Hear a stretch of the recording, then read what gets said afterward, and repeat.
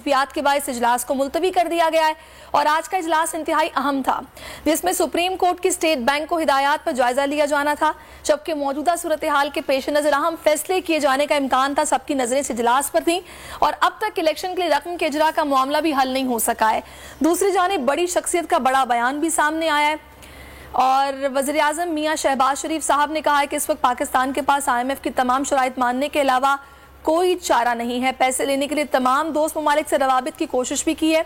इस तमाम तर सूरत हाल पर बात करने के लिए इस वक्त हमें ज्वाइन कर चुके हैं मुजम्मिल असलम साहब, माहिर मुआशियात हैं। मुजम्मिल साहब, बहुत शुक्रिया आपके वक्त का। सबसे पहले मुजम्मिल साहब, एक बड़ी अजीब सी बात है, कल हमने अटॉर्नी जनरल को सुना, उन्होंने कहा कि हुकूमत ने बिल भेजा लेकिन पार्लियामेंट ने उसको मुस्तरद कर दिया। अगर इस तरह से हुकूमत का भेजा गया बिल मिनी या मनी बिल भी अगर हो, आगे जाहिर है बजट भी अगर हो सकता आता है, और पार्लियामेंट अगर उसको रिजेक्ट कर देती है, मुस्तरद कर दी, दैट मीन्स कि वो एतमाद का इजहार नहीं कर रही, इस तरह तो हुकूमत ही खत्म हो जाती है। आपकी अथॉरिटी ही नहीं है कि आपका भेजा हुआ बिल पार्लियामेंट एक्सेप्ट ही नहीं कर रही, तो ये हो क्या रहा है? सबसे पहले तो आपने एक बात बोली कि अगर हुकूमत अपना मिनी बिल पास ना कराए तो उसकी हुकूमत उसकी अक्सरियत नहीं रही।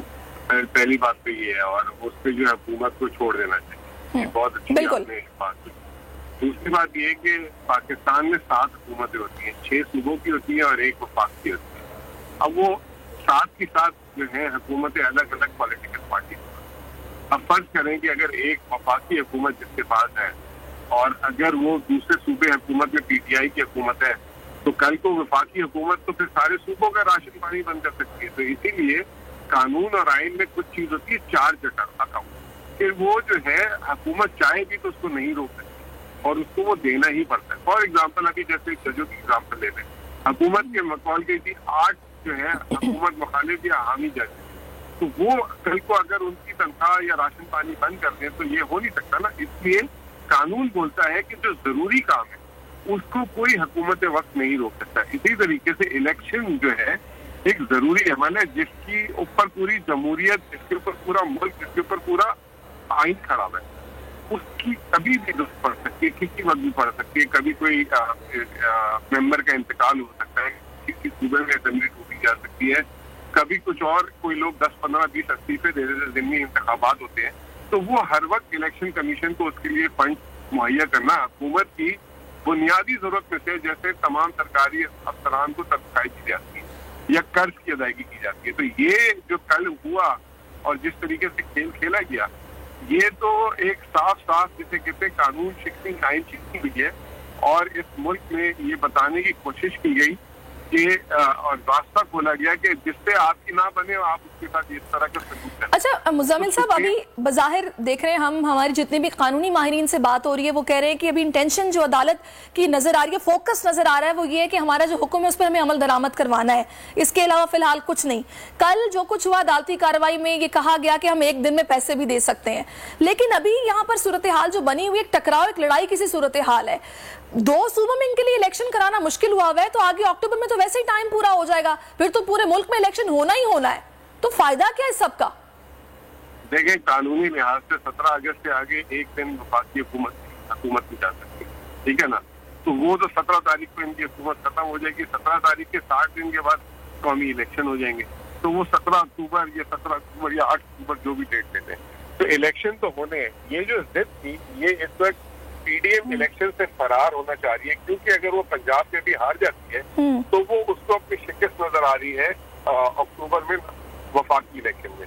तो ये सिर्फ एक वक्त गेन करने की कोशिश कर रहे हैं और इस वक्त के दरमियान ये कोई मौजूदे की बात कर लें या कुछ ये चाह रहे, जैसे खान साहब बार बार कहते हैं कि उन नुकसान पहुंचा कर, उनकी पार्टी को नुकसान पहुंचा कर या कुछ और तरतीब करके जो है पाकिस्तान में जो है वापस अपनी हुकूमत का रास्ता बनाए, ये उनके जहन में। लेकिन अब मैं समझता हूँ कि पानी सर के ऊपर से चला गया है। जैसे कि आपने बात की कि बड़े अफसर यानी वजीर आजम साहब ने कहा है कि IMF की हर शर्त माननी पड़ेगी वरना हमारे पास कुछ नहीं बचा।